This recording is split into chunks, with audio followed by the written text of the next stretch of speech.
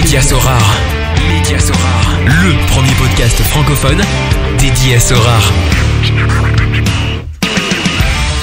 Salut, c'est Mehdi, Magic Mehdi sur Sorare. Très heureux de vous retrouver pour ce 40e épisode, déjà le dernier de la saison 2 du podcast Média Sorare. Ah ouais ? Pour ceux qui ne nous connaissent pas encore, Média Sorare, c'est un site d'information indépendant sur lequel vous pouvez retrouver les dernières actualités, des analyses, des conseils et une rubrique coaching. Alors, lors du dernier épisode, j'ai pu accueillir Quentin, alias QTN Sorare, grand spécialiste de la Pro League, qui est venu nous expliquer les changements attendus pour la saison prochaine et dévoiler quelques infos sur le mercato en cours. Et aujourd'hui, j'accueille Mathieu, alias Sorare Austria Astro, mon deuxième invité spécialisé dans le championnat autrichien. Salut Mathieu. Salut Mehdi. Très heureux de t'avoir comme invité pour le 20e épisode de la saison 2, donc le 40e. Bah ouais, écoute, j'ai attendu le tout dernier épisode pour faire mon apparition dans le podcast. C'est un régal de pouvoir parler avec toi aujourd'hui. Ouais, et en plus, ça sent l'été, hein. Ton accent chantant de... Vas-y, explique-nous d'où tu viens. Ah bah oui, là le timing est bon, il commence à faire chaud, l'accent du sud, on est dans les bons tons. Alors bah moi c'est du coup Mathieu, Astro in-game, j'ai 25 ans, j'habite à Toulouse. Donc sud-ouest de la France et en partie à Vienne aussi, où j'ai l'occasion de faire plusieurs mois de télétravail par an. À côté de ça, je suis ingénieur dans le télécom, donc à part Sorare et le foot, j'ai un emploi stable, on va dire. Ouais. Et donc tu dois beaucoup ingénieur télécom. Donc ton taf consiste en quoi exactement ? Bah alors mon boulot en fait, c'est de faire autant de la chefferie de projet que de la technique sur des opérateurs. Je suis chez un opérateur régional / national. Comme un peu un Orange ou un Bouygues, mais une autre société. Donc je travaille seulement pour des pros et mon but c'est de mettre en service des services que vendent nos commerciaux pour ses clients. Et donc 25 ans, donc tu es quand même assez jeune et habites Toulouse centre ou je suis au sud-ouest de Toulouse pour rester dans le thème.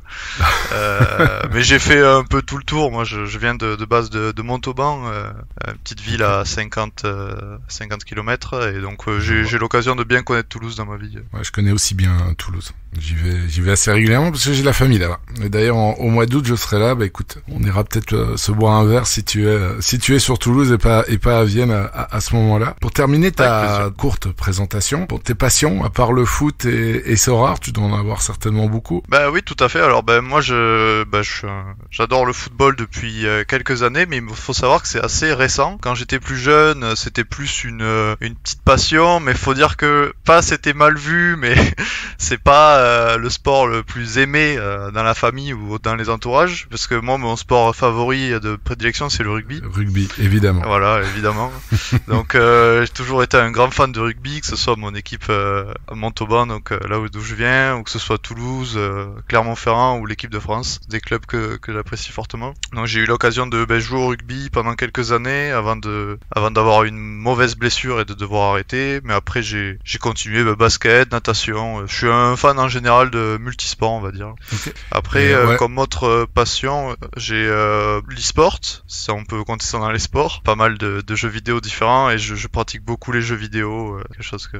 Et quand tu dis e-sport, tu fais partie des équipes, un peu comme Quentin, mon dernier invité, qui était là, qui représentait le FC Bruges, lui, c'était un haut niveau. Et toi, à ton niveau? Tout à fait. Lui était, c'est ce que j'avais vu, il était pro player avant. Non, moi c'est plutôt en tant que fan. Quand j'étais un peu plus ado, j'ai essayé d'en faire un peu, mais jamais eu soit le talent, soit le temps de jeu pour en arriver là. Donc moi ça arrive plus, je regarde des matchs comme je regarderais du sport en fait, tout simplement, supporter des équipes, regarder des rencontres, suivre un peu le championnat, ce genre de choses. Ah oui, ok. C'est rare. J'en ai pas encore connu des gens qui regardent des matchs de e-sport, mais toi tu en fais partie et t'aimes bien ça. Mm-hmm. Ouais, c'est ça, tout à fait. Ok, super. Bah écoute, génial. Et alors, t'aimes le basket aussi. C'est vrai qu'en regardant ta galerie, on va peut-être aborder le sujet parce que j'avais quand même pas mal de suggestions de managers. Dire Mehdi, ça serait bien que t'invites un manager Sorare pour parler d'NBA et de la saison qui vient de se terminer. Mais bon, il fallait choisir. Mais là, comme tu as quand même pas mal de cartes, des cartes rares en basket, bah écoute, si t'es d'accord, c'était pas prévu, je t'ai pas averti avant, mais si t'es d'accord, on va peut-être faire un petit récap du basket. Tu suis souvent la NBA? Tu regardes les matchs et tout? Oui, tout à fait. Alors, je regardais les matchs il y a quelques années où en fait je travaillais de nuit, donc c'était parfait pour moi. J'avais un boulot de nuit où j'avais pas mal de temps libre quand j'avais fini mes tâches, donc ça me permettait de regarder les matchs, de suivre le championnat, d'en parler avec des potes, etc. Et ces dernières années, j'avais quasiment lâché. Je suivais juste un peu ce qui se passait, mais de loin. Et là, en fait, quand ça a été annoncé sur Sora, bon ben voilà, j'ai flanché. Je suis là, maintenant, ah ouais, je regarde les matchs jusqu'à 2, 3, 4 heures du mat. Après, je me lève à 9 heures, je vais au boulot. Enfin, n'importe quoi. Depuis, du coup, oui, je me suis fait une belle galerie NBA. Alors, au début, les prix étaient assez hauts.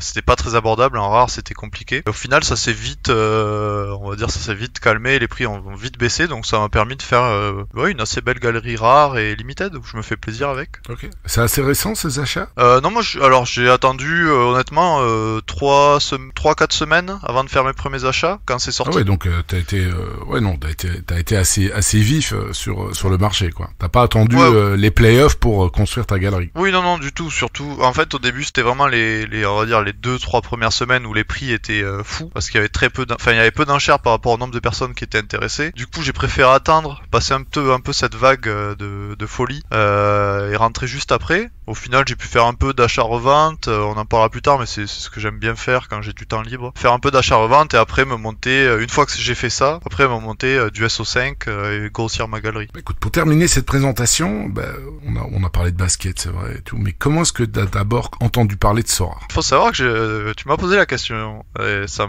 disons que ça m'a fait un sacré exercice, étant donné que j'ai eu du mal à m'en rappeler parce que ça fait quand même pas mal de temps. Je suis sur le jeu depuis plus de 2 ans, donc depuis début 2021. Et en fait, tout ce que je me suis souvenu, c'est que j'avais vu des articles crypto, parce que j'étais pas mal dans la crypto à l'époque, surtout que c'était la période chaude des crypto-monnaies, donc achat-revente, pareil, un peu comme sur Sora au final, mais avec des tokens. Et j'ai vu un article sur Sora, et à l'époque, je cherchais des projets intéressants dans la crypto. Et le fait de voir justement un projet qui arrive à lier le foot, que j'aimais déjà bien à l'époque, mais sans être un grand fan, le foot, la crypto et le fantasy, ça j'adore le fantasy sport en général, j'ai sauté sur Sora. Alors c'était la vague où il y a eu du monde, c'était mars-avril 2021 où il y a beaucoup de monde qui est rentré sur le jeu. Et après j'ai eu la chance en fait, je me suis fait une sale blessure et du coup j'ai été en arrêt de travail pendant 2 mois. Et je dis une chance parce que le timing était bon, ça m'a permis de passer énormément de temps sur Sora, mais vraiment je faisais plus que des journées de travail sur Sora,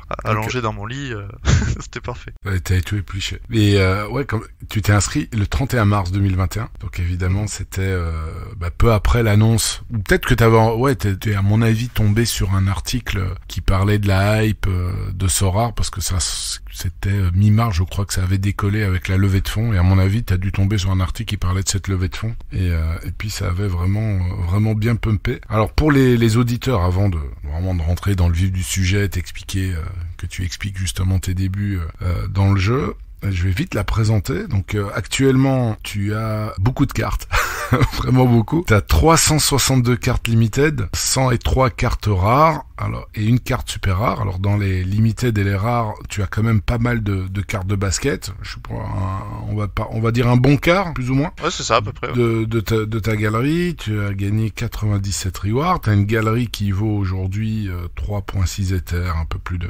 $6,000, et tu as un reward mini line-up de 10%. T'as pas encore eu de victoire, mais bon, tu vas nous expliquer aussi que tu fais pas mal aussi d'achat-revente. Raconte-nous. Donc tu nous as dit, ok, t'as eu une mauvaise blessure, donc mais dans le négatif, t'as pu trouver du positif parce que ça t'a permis d'avoir le temps d'éplucher le jeu. Enfin, voilà, explique-nous un peu comment est-ce que tu as commencé. Est-ce que t'as joué d'abord en gratuit? Est-ce que tu t'es directement lancé dans le payant? Si oui, avec quelle somme t'as débuté, etc. Ouais, mais c'est ça exactement. En fait, j'ai pu passer 2 mois chez mes parents en arrêt, je pouvais pas à peine bouger de mon lit, donc je passais beaucoup de temps sur le PC, ça m'occupait la journée, on va dire, ça cachait la douleur. Et du coup, je me suis lancé, en fait, au tout début, j'ai suivi Fils, commencé environ à streamer, il me semble, qui streamait peut-être déjà depuis quelques temps, mais c'était les débuts de l'achat-revente sur sa chaîne. J'ai changé énormément avec Charco, je sais plus, il me semble que tu l'avais eu en invité. Oui. Ouais, voilà, tu avais Charco. Donc j'ai changé avec Charco beaucoup, et en fait, on se donnait des petites strates d'achat-revente. Je passais, je suis directement rentré sur le jeu avec 100, je crois que j'ai mis 100 ou 200 euros. Je me suis dit tiens, ça va me faire un petit package au début pour faire de l'achat-revente. Alors quand je suis rentré, c'était quasiment la fin de l'Europe, donc je me suis dirigé directement vers de la MLS et de l'Asie, où j'ai commencé à acheter les joueurs, beaucoup la nuit. Je regardais les matchs en live, vu que j'avais pas d'horaire, donc je faisais ce que je voulais. Je pouvais voir qui perfait bien, qui est-ce qui faisait vraiment des perfs au-dessus du lot. En fait, à l'époque, vu qu'il y avait que les rares, il faut savoir qu'il y avait pas le limited à cette époque, donc il y avait pas énormément de supply. Donc quand un joueur faisait des bonnes perfs ou pétait, son prix montait bien et assez vite. Donc ça permettait de faire de l'achat-revente entre guillemets peu risqué sur un jour ou deux max. Et donc j'étais très actif sur cette méthode-là. Donc j'ai fait ça pendant quelques mois et ça m'a permis d'engendrer un peu de TH. Et donc t'es parti de là et ta stratégie. Donc au début c'était quoi? Vraiment juste achat-revente un peu comme Charcot, ou bien tu dis non, ok, je vais faire quand même du SO5 en même temps? Faut savoir que moi je visais le SO5 parce que je suis un joueur. En même temps, j'aimais bien l'aspect achat-revente. Donc au tout début, j'ai essayé de lier les deux. C'est-à-dire que je faisais mon achat-revente et si entre guillemets par chance j'arrivais à monter une équipe SO5, je l'alignais, je voyais ce que ça donnait. En plus, il n'y avait pas le list and play, qui est tout récent, mais ça n'existait pas. Donc on pouvait aligner sa line-up, ensuite les remettre en vente et enchaîner chaque semaine. Voilà, donc ça marchait plutôt bien. Mais mon objectif c'était quand même de me stabiliser en SO5 parce que je savais très bien qu'une fois que je reprendrais le travail à plein temps, je retrouverais plus tout ce temps pour faire de l'achat-revente, peut-être toute cette motivation on va dire sur le moment. Et il faut savoir que quand j'ai rajouté par-dessus le Twitter, l'activité Soar Austria où je donne les infos, les transferts, etc. Là honnêtement c'est plus faisable. J'ai plus envie même de prendre 1 ou 2 heures par jour pour faire de l'achat-revente en rentrant du taf. Maintenant. Maintenant, oui. À l'époque, oui, ça c'était bien. Et quelle est la somme avec laquelle tu avais débuté? Alors, j'ai commencé avec 200 €, avec lesquels je suis resté quelques semaines, voire deux mois, quelque chose comme ça. Et qui ont grossi ces 200 €. Voilà, qui ont grossi. Et en fait, quand j'ai vu que ça marchait bien, que les cryptos à cette époque montaient pas mal, mais il me semble que le pic à 4000, le TH, ça a été vers juillet-août, si je dis pas de bêtises. Donc on était sur la montée. En fait, j'en ai profité pour recharger. J'ai remis de temps en temps un petit achat en enchère par-ci, un petit achat en enchère par-là, et du coup j'ai fait grossir un peu ma galerie entre achat-revente et rajout de mon côté, jusqu'à pouvoir stabiliser ma première équipe SO5 avec un gardien. Alors à l'époque on pouvait jouer en common, avec le gardien common, mais je visais quand même d'avoir un gardien rare pour avoir une équipe plus compétitive. Ok. Et donc en tout pour tout, du début jusqu'à aujourd'hui, t'as dû mettre combien plus ou moins dans le jeu? Alors j'avais un tableau qui calculait tout ça, mais que je tiens plus à jour. Je pense que j'ai mis 3000 €. Ok, quelque chose comme ça, au fil du temps. En mars 2021. Bon, en même temps c'était tôt, mais c'était quand même le super pic. Il n'y a jamais eu un pic comme ça en mars 2021. T'as quand même réussi à doubler la valeur de ton, entre guillemets, ton investissement dans le jeu. Quand les cartes limited ont débarqué, comment est-ce que tu as agi? Alors j'étais un peu réticent au début, comme pas mal de personnes. J'étais un peu réticent, j'ai pris mon temps, j'ai préféré observer comment ça allait se comporter, sachant que j'étais vraiment full rare, pas d'autres raretés, donc j'ai préféré attendre un petit peu. Et quelques temps après la sortie des Limited, c'était pas de suite. Ils ont sorti l'Autriche, et là c'est là où j'ai sauté à plein pied dedans. Et pourquoi l'Autriche? Alors, pourquoi l'Autriche? Alors ça c'est un gros sujet, on va dire c'est la question qu'on va demander le plus, parce que pourquoi s'intéresser au championnat autrichien en tant que Toulousain? Et encore, ils avaient pas entendu ton accent, parce que exactement, dit ton accent, mais pourquoi l'Autriche? ça s'entend que je suis pas naturalisé ou quoi, non? Alors, tout simplement, j'ai ma copine qui est autrichienne et qui habite à Vienne, et en fait, quand j'ai commencé à faire de temps en temps du télétravail en Autriche, je cherchais, on va dire, un centre d'intérêt où je pourrais rencontrer des gens un petit peu là-bas, parce que mine de rien, à part quand j'étais avec elle, j'étais un peu seul, je connaissais personne évidemment. Et du coup, je me suis dit tiens, le foot, moi j'aime bien le sport, c'est simple à parler en anglais, tout le monde connaît, allez, je vais m'intéresser au foot. Donc je commence à suivre un petit peu le championnat, de fil en aiguille, je m'étoffe, et là, ça sort sur Sora. Et là, je fais non mais c'est pas possible. C'était vraiment un mois d'intervalle. Je fais go.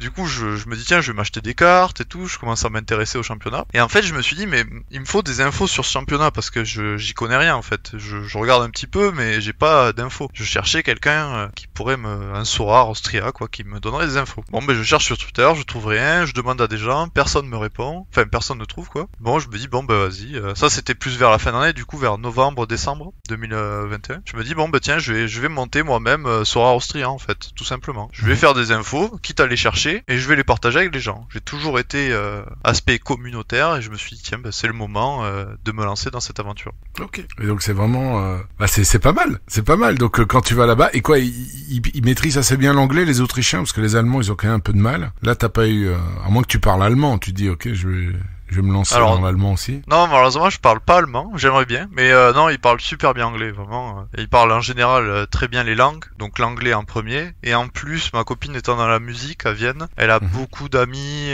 qui sont des personnes qui viennent d'Écosse, d'Irlande, d'Angleterre, de France, et qui en fait maintenant vivent en Autriche depuis des années, et donc ils parlent anglais, allemand, enfin ils parlent plein de langues. Ils sont polyglottes, ouais, c'est cool. Et tu Voilà, vas là ça. combien de temps par Par an, je fais 3 mois par an, ouais, environ. Ah ouais, sympa. Franchement, Ouais, c'est quoi, c'est pendant la trêve ou bien non, tu vas pendant alors je fais pendant les plutôt par championnats. rapport au boulot, quand mon boulot me permet d'y aller. Alors au début, ils m'ont permis d'y aller que à des moments où il n'y avait pas de championnat. Alors faut dire que j'étais dégoûté, je pouvais pas aller voir de match, en plus il faisait froid, super.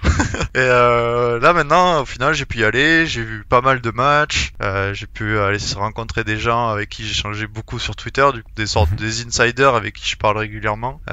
Et donc là non, là c'est vraiment devenu un régal. J'ai encore quand je rencontre des Autrichiens et qui me demandent quand on commence à lancer des sujets et que je tombe sur le football autrichien et qui voient à quel point je le connais, à chaque fois c'est trop marrant la réaction des gens. C'est vraiment Tu te dis mais pourquoi le championnat autrichien? Mais qu'est-ce que tu fais de ta vie? Non, vous inquiétez pas, moi je me régale. J'adore votre pays. Et puis, ça permet de leur parler de Sora, ou bien ceux à qui tu parles, ils connaissent déjà Sora? Ceux qui connaissent déjà Sora, ils peuvent comprendre à la limite. Par contre, ceux qui sont pas dans Sora, c'est là que, à mon avis, c'est la grosse surprise quand tu leur dis que t'es spécialiste de leur championnat. Exactement. Ceux qui connaissent Sora, ça les étonne pas du tout. Même ils sont contents que, on va dire, je représente leur championnat. Ils adorent échanger avec moi pour justement que la qualité des infos soit meilleure, etc. Que tout le monde s'intéresse à leur championnat. Donc je trouve ça super, c'est top, je trouve, de donner de la visibilité comme ça à des championnats moins connus. Ouais. À côté, les gens qui ne connaissent pas, eux ils comprennent pas. Vraiment, non, ils comprennent pas. Surtout quand ils me disent, bah, t'aimes qui en France ou en Angleterre? Moi je suis pas la Ligue 1. Et là il faut ok. Moi c'est le rugby et le championnat autrichien. Ouais, voilà, c'est ça.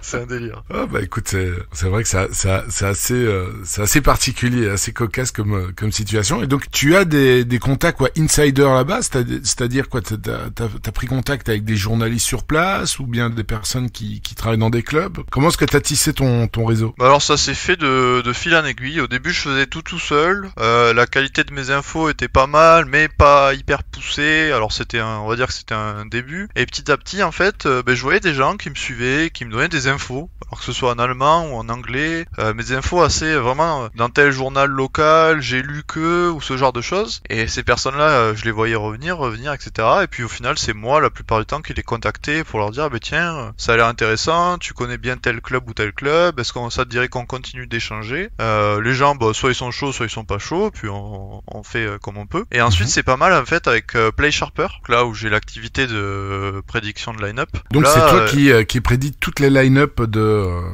pour Play Sharper. C'est ça, ouais, tout à fait. Donc jusqu'à il y a quelques mois, je faisais les 12 équipes toutes les semaines. Donc ça représentait quand même beaucoup de temps. Ouais. Surtout de les tenir à jour, de répondre aux commentaires, etc.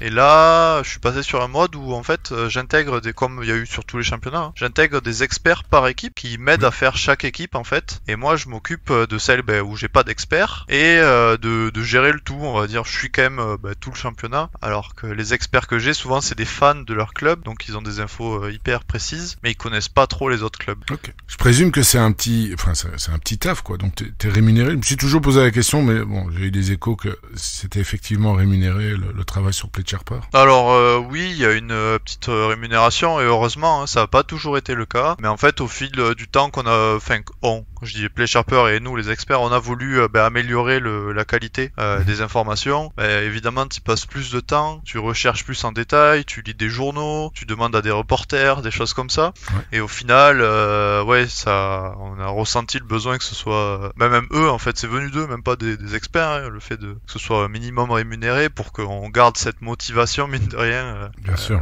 De faire ça toutes les semaines. Moi, si je dois le quantifier en temps, je pense que ça me prend 4 heures par semaine, je pense, 4-5 heures peut-être. Ouais, par Game Week, quoi. Donc c'est quand même du travail, quoi. Parce qu'il faut fouiner les journaux et comme tu dis, contacter les personnes de ton réseau, t'entendre avec les experts. Et pourtant l'application est toujours gratuite, quoi. Enfin, elle est payante pour le basket, mais elle est toujours gratuite pour le foot. Après, il faudra voir combien de temps ça restera gratuit. Il avait annoncé Spicer que ça allait être gratuit, ça sera jamais payant, mais bon, je me dis que s'il sort de l'argent et à un moment il faudrait quand même que ça rentre un peu dans l'autre sens, non? Bah ouais, c'est vrai. Alors honnêtement, je sais pas trop comment ils fonctionnent sur ce côté-là. Je suppose qu'ils doivent passer par des investisseurs ou quelque chose comme ça. Honnêtement, je sais pas trop dire le fonctionnement. Juste tout ce qu'ils nous demandent, c'est de garder un boulot ponctuel ou de garder en gros les utilisateurs contents. Et oui, en effet, Spicer a dit que ça resterait gratuit. Donc bon, à voir comment ils vont évoluer. Ils ont on board d'autres plateformes. Il y a eu Ultimate Champions.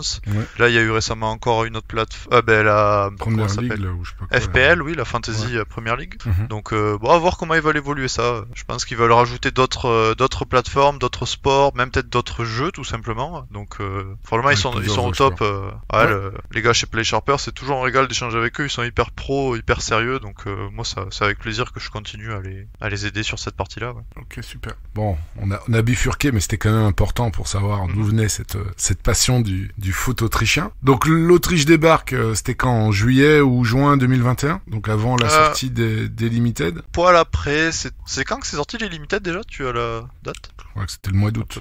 Ouais, c'était août, mais je crois que c'est sorti en octobre, c'est sorti après. Ah oui, c'est sorti après. Après le début du championnat, après, quoi. Quasiment à la trêve, alors. Bah oui, je crois bien, oui. Il me semble que c'était ça de mémoire, ouais. Alors j'en ai acheté dès que c'est sorti. Ouais. Et donc t'as fait évoluer ta stratégie à ce moment-là. Donc tu t'es décidé, ok, je fais focus championnat autrichien, Bundesliga. C'est ça en fait, quand avec toutes les connaissances que j'ai amassées petit à petit, je me suis dit, mais ça serait trop bête de pas les utiliser pour le SO5, quoi, des bonnes fins. Alors malheureusement, il y a le côté un peu où le championnat autrichien n'a pas des très hautes notes, on va dire. C'est pas un championnat où les joueurs vont régulièrement briller sur Sora, mais il y a quand même des bons coups à faire. Et donc je me suis dit, tiens, je garde ma stratégie rare que j'avais en cours, qui est faire les paliers solides tout au long de l'année, donc entre un peu d'Europe et MLS, et en même temps je me lance en Limited pour essayer de couvrir plein de petites teams et faire du scouting pour me faire plaisir. Alors au début je faisais pas mal d'achats-reventes sur les cartes autrichiennes, et là petit à petit, comme tu peux le voir, le fait d'avoir 350 cartes, il y a dû laisser aller.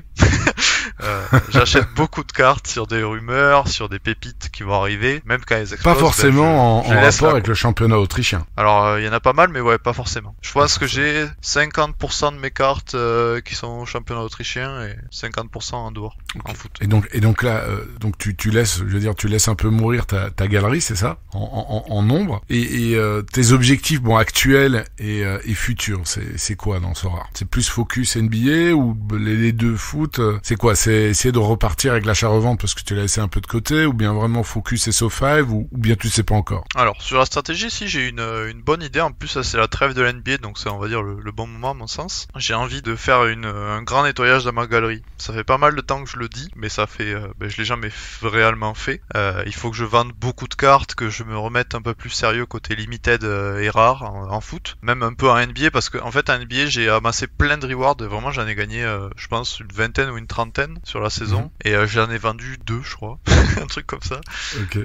Donc voilà, c'est un gros nettoyage de galerie, et à côté de ça, j'ai envie de continuer de jouer les deux, laisser l'AR de côté. J'ai plus de temps à y consacrer dans mon rythme actuel, et voilà, et continuer sur le SO5 où j'y prends énormément de plaisir, surtout en NBA. Je m'éclate, c'est vraiment un régal. Justement, on va faire cette parenthèse NBA, évidemment reliée à Sora. Qu'est-ce que tu as pensé de cette première saison de Sora NBA? Alors, mitigé, parce que ça partait sur des chapeaux de roue, avec un SO5 innovant, des choses qu'on attendait en foot ou qu'on espérait qu'elle allait être développée en foot, parce que c'était pas encore le cas à l'époque, il n'y avait pas encore les caps quand c'est sorti en NBA. Donc vraiment c'était un régal de jouer en Cuphead mode, tu déniches des pépites, elle perd sur une game week, tu peux top 1 avec des petites cartes, enfin vraiment des choses hyper agréables. En plus la NBA, t'as pas cette frustration du foot, parce que et de la NFL, oui de la NFL, MLB pardon, MLB, parce que baseball. oui, t'additionnes pas le résultat des game week, donc ça part pas un peu en n'importe quoi comme je trouve que ça allait en MLB. Et en même temps, tu peux avoir 2 ou 3 matchs par game week, donc t'as quand même une sorte de stabilité. T'as pas la variance qui est énorme, enfin moins je trouve que dans le football. Et les stats sont très simples quoi. C'est vraiment point marqué, rebond, un style. Voilà, il y a 5 ou 6 lignes de stats. Ouais, ça tient pas compte des pourcentages en tir, voilà, c'est vrai que ouais, voilà, c'est vachement simplifié par rapport à d'autres jeux fantasy qui tiennent compte d'autres statistiques, d'autres paramètres supplémentaires. Non, c'est ça. Donc moi j'ai vraiment aimé ce côté direct, on va dire, où tu fais des choix avec un cap, tu scoutes un petit peu et à peu près à tous les coups ça paye, parce que bon, gars qui a jamais joué, qui a un L10 de 5 ou 10, qui devrait être annoncé titu ou quelque chose comme ça, bon, à part si vraiment il fait n'importe quoi, il va quand même réussir à mettre 20, 30 points d'un soir, ce qui est pas infaisable, juste en prenant quelques rebonds et en mettant quelques paniers. Donc j'ai vraiment adoré ce côté, et puis alors personnellement ça m'a relié avec ma passion du basket. Je me suis mis à le re-regarder, j'ai regardé toutes les playoffs, je me suis régalé, malgré alors c'est voilà le petit point un peu dommage, le produit a pas trop évolué je trouve au fil de la saison côté NBA. Il y a eu des petites tentatives par-ci par-là de un coup U23, un coup les vétérans, un coup voilà des petites tentatives, un coup de pas de cap, voilà des petits coups par-ci par-là, mais rien de signifiant. J'espère qu'il va améliorer ce côté-là la saison prochaine. Et surtout mon grand regret, comme ça a été le cas de 99% des gens, c'est les playoffs qui ont pour moi été désastreuses, je peux le dire. La gestion de la période des playoffs. Ouais, parce que alors ils ont fait une grosse annonce de hype en disant qu'il y avait, je sais plus, je crois 100 000 € qui avaient été mis dans les rewards pour les playoffs. Alors tout le monde s'attendait à ça. Au final, ça a été une grosse partie de goodies et quelques rewards sympas. Et surtout, ça a été une compétition playoff qui a duré sur, je sais plus, 6 semaines ou 8 semaines. Ouais, c'est ça.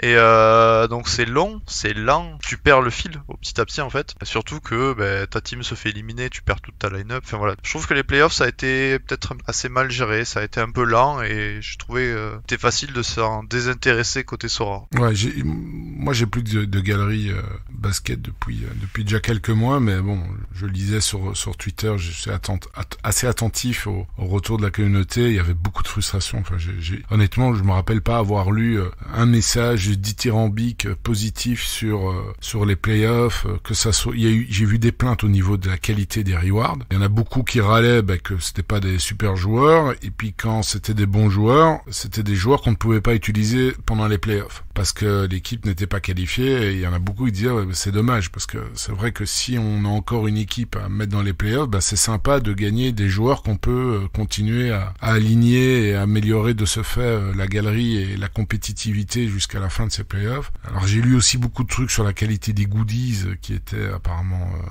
c'est pas du merchandising on va dire auquel la communauté s'attendait, mais bon voilà, c'est tout ce que j'ai lu. Toi à mon avis t'es beaucoup plus au courant de tous ces aspects-là. Non mais c'est les points principaux. C'est vrai qu'au final il y a peu d'équipes en playoff, donc t'es obligé de préparer ta galerie pour les playoffs, ce qui est très sympa. Au final ça a fait pump quelques cartes, ça a fait s'intéresser les gens à faire du scouting playoff, surtout que les équipes jouent leurs 5 principales, ils vont pas s'amuser à rotate sur des playoffs, par si normalement ils gagnent de 40 points d'avance, mais bon bref c'est pas souvent le cas. Donc malheureusement sur une semaine tu vas peut-être acheter 3 gars d'une équipe parce qu'elle a un bon match-up, parce qu'elle a un match de plus, ou parce que tu penses que l'équipe va aller en finale, et au final tu gagnes une reward qui devrait à mon sens t'aider à continuer ces playoffs, et au final tu gagnes une reward qui va pas te servir pendant littéralement 2 mois, 3 mois si c'est le début des playoffs. Donc ouais c'était assez triste de gagner des des équipes non qualifiées. Et à côté, oui, les goodies, au final, t'avais la hype jusqu'à ce que les goodies soient annoncés. Et du moment qu'elles ont été annoncées, tu sens que déjà la hype, elle est retombée assez vite. Assez vite, ouais. Ouais, tout à fait. Ok. Et qu'est-ce que tu voudrais voir pour la saison prochaine? Qu'est-ce que je Pour la voudrais NBA? voir? Moi, une évolution sur le côté SO5. Je pense que il y a des choses qu'ils ont explorées, qu'ils ont mis sur une seule game week ou quoi, qui pourraient être sympa de mettre plus longtemps. Parce qu'au final, il y a beaucoup de cartes à NBA, donc t'as beaucoup de managers qui ont des grosses galeries en nombre de cartes, étant donné qu'il y a 5000 limited par joueur, 1000 rares, je crois, oui c'est ça. Ouais, 1000, ouais. 1000, Voilà, 1000 rares, donc 100. il y a beaucoup de cartes, et au final il y a peu de compétition. T'as la championne et la contender. Moi je trouverais sympa qu'ils mettent à terme je sais pas, peut-être une conférence enfin ça ils l'en faisaient déjà, mais une conférence en dur, en stable, de mettre une U23, voilà, de un peu diversifié, qui est polariser plus, voilà, un peu comme le gameplay qu'ils ont développé pour le football, quoi. Voilà, Il exactement. faudrait quelque Qui chose développe d'assez le gameplay. similaire pour le basket. C'est ça, ouais, exactement. Après, après je verrais pas d'autres choses à améliorer. Je trouve que le produit est déjà top. Peut-être qu'ils prévoient quelque chose de mieux pour les playoffs de l'année prochaine. Mais c'est tout. Après, non, la saison, moi, je me suis régalé à faire mes équipes toutes les semaines. C'était top. Et donc pour terminer, je reviens vers tes objectifs là, quand tu veux faire du nettoyage, c'est du nettoyage aussi bien en foot qu'en basket. Ouais, parce que en foot, j'ai accumulé énormément de cartes et j'en ai même que je sais que je me servirai vraiment jamais ou qui ne servent à rien, pas qui polluent, mais qui mettent le bazar qui traînent et qui mettent le bazar dans la galerie. Donc autant les céder. Donc ça va vendre, je pense, un paquet à des galeries qui rachètent des morceaux de galerie ou des gros paquets de cartes. Ouais. Et en NBA, c'est faire un tri parce que il va y avoir le mercato, on va dire. Donc ça va bouger dans les équipes. J'ai gardé plein de rewards, donc j'ai plein de cartes utiles. Mais voilà, il faut que je réduise suivant comment Sorar va évoluer son produit. S'il rajoute typiquement des nouvelles compétitions, je pourrais être amené à garder plus de cartes. Mais s'il rajoute pas de compétition, je me suis souvent retrouvé à avoir énormément de joueurs moyens bons ou bons qui restent au final sur le banc semaine après semaine, et t'as aucun intérêt à faire ça. Ouais. Et quoi, et l'objectif c'est quoi? C'est bon, t'as le côté basket. Côté basket, je viens de regarder, t'as une bonne quarantaine de cartes rares et dedans y a pas de super GOAT, mais t'as quand même des joueurs méta rares comme Sabonis, Randle, Fox, Paul George, y a encore Miles Turner et Jay Barrett, t'as des bons joueurs. Et là c'est quoi? Tu veux essayer de garder le même nombre, 40, ou bien essayer vraiment de le diminuer? Et les limited, tu veux continuer toujours en limited, ou bien c'est l'objectif, c'est peut-être, je sais pas moi, avoir un meilleur pool de rares et délaisser les limited? Quelle est ta stratégie au niveau du basket? Ouais, c'est exactement ça. Autant sur le foot que sur le basket. En fait, sur le basket, j'aimerais réduire mon nombre de limited parce que j'en ai déjà acheté pas mal au début, et en plus, j'ai gagné beaucoup de rewards, surtout en limited. Au final, admettons, j'en ai eu 30 rewards, j'ai dû en avoir une vingtaine ou une 25 en limited et 5 en rare, quelque chose comme ça, peut-être un petit peu moins. Ouais, t'as beaucoup total. de cartes. Si j'ai bien compté, t'as 65 cartes limited. Ce qui est voilà, exactement. Ouais, voilà, donc ça serait réduire le nombre de limited et le réinvestir, comme tu l'as dit, sur un GOAT rare, on va dire quasi GOAT, pour être plus à l'aise en rare, parce que j'ai déjà bien perf en rare, parce que comme tu le dis, un Randle sur un bon match-up ou un Fox, ils peuvent te taper des scores énormes, alors que c'est pas tous les matchs. Donc peut-être régulariser ce côté, mais ça serait juste pour une carte ou deux en NBA. Et j'aimerais surtout améliorer ma galerie rare en foot, qui est un peu à l'abandon, et c'est plus très cohérent tout ce que j'ai en fait. Ouais. Et donc vraiment délaisser les limited définitivement, ou bien quand même en avoir? Non, j'ai envie d'en garder toujours. Okay. Surtout, j'ai quasi tous les Celtics, c'est l'équipe que je supporte en NBA. Donc continue à faire le SO5 avec mes petits Celtics et autres petites pépites. J'avais Quickly ou ce genre de joueurs qui ont fait de super perfs en fin de saison. Donc garder une petite base de joueurs en NBA, et, étoffer le rare, et après garder le reste de l'ETH pour... s'il y en a du reste, déjà ça serait pas mal, pour le côté football plus. Et donc aussi épurer un peu le nombre de limited que tu as au foot pour améliorer ton spot rare. Et alors quoi, c'est focus quoi, les caps ou la challenger avec tes joueurs autrichiens? C'est quelle compétition tu comptes attaquer Moi, je focus les caps parce que j'ai pas des cartes assez quali et régulières pour faire les challengers, sachant qu'en challenger, quasiment tous les championnats scorent mieux que l'Autriche. Donc c'est vraiment de se tirer une balle dans le pied de faire un 5 autrichien en challenger, à part sur certaines perfs, certains match-up évidemment, mais j'ai pu le constater pour avoir joué beaucoup la chal. Tu vas toujours te prendre un stack russe, un stack belge, un stack Ajax qui vont Celtic. Voilà, Celtic exactement, qui vont te manger. Benfica, autre. Je t'ai posé la question. Après, si tu m'as dit ouais c'est pour Focus Challenger, je t'aurais dit fais quand même attention. Parce que Exactement. Là, tu vas en eau trouble, ça risque d'être dangereux et il faudrait compter sur beaucoup d'alignements de planètes pour perfer en Challenger. Donc voilà, Focus Cap. Et prendre du plaisir. Exactement, moi j'adore les caps, comme je l'ai adoré sur la NBA quand c'est sorti en foot. Alors j'ai été un peu triste, on va dire, que ils enlèvent le palier 1 en sortant les caps. Mais au final, dans l'ensemble, je suis très content du mode cap parce que ça ajoute énormément de fun à Sora, à mon sens. Et ça permet à des galeries comme la mienne où il n'y a pas de GOAT, où il y en a peu, de perf, de très bien perf, alors que je l'avais quasiment jamais fait avant. Faire des top 10 ou des top 15, ça m'est arrivé pas. Et là, j'en ai fait, je crois que j'en ai fait 2 ou 3 cette saison. Donc, ouais, non, t'es encore plus content. Quand Bien sûr. Ah ouais, non, mais c'est certain. Et continue à aller voir de temps en temps des matchs. T'as été voir t'as été plutôt dans quel stade en Autriche déjà? Alors en Autriche, déjà pour pas me faire d'ennemis, je suis allé voir un match de l'Austria et un match du Rapid. Parce que ça, ils ont 2 stades différents. Ouais, ils ont 2 stades différents qui sont à l'opposé dans Vienne. Les deux sont des très beaux stades. Celui du Rapid est un peu plus grand et bien plus récent. Et c'est 2 ambiances de fou. Vraiment, tu sens la ferveur des supporters. Ma copine habite dans le quartier de l'Austria Vienne et vraiment à chaque jour de match, t'as tout le quartier qui est aux couleurs du stade, qui est aux couleurs de l'équipe, pardon. D'un côté Rapide, c'est pareil. Donc je suis allé voir le derby viennois au Rapide. Et alors anecdote marrante, je m'étais fait une double entorse là il y a pas longtemps à la cheville droite. Et je suis allé au match en béquille. Ah ouais. Et je suis allé dans le bloc des ultras du Rapide. Et alors c'était sport. C'était sport. J'étais sur une jambe, les tribunes tremblaient, ça lançait de la bière de partout. Le match a fini en 3-3 avec 2 cartons rouges, 2 pénaltys. Enfin c'était un match de folie. Ils ont dit que c'était le plus beau derby depuis très très très longtemps. Ah, c'est génial. Et là, t'as vraiment kiffé, quoi. Là, t'as encore plus aimé les championnats autrichiens après ça. Mais rien que d'y penser, mais c'était il y a pas si longtemps en plus, mais rien que d'y penser, j'ai des frissons. C'était vraiment une ambiance énorme. Et j'étais avec un des gars qui m'aide, Sega Fredo, il s'appelle in-game, un des gars qui m'aide sur Play Sharper, qui est lui le fan du Rapide, du coup, c'est lui qui m'a amené au stade. Et non, c'était énorme. C'était vraiment, c'était un délire. Après, on allait au bar, on a fêté ça. C'était vraiment trop marrant.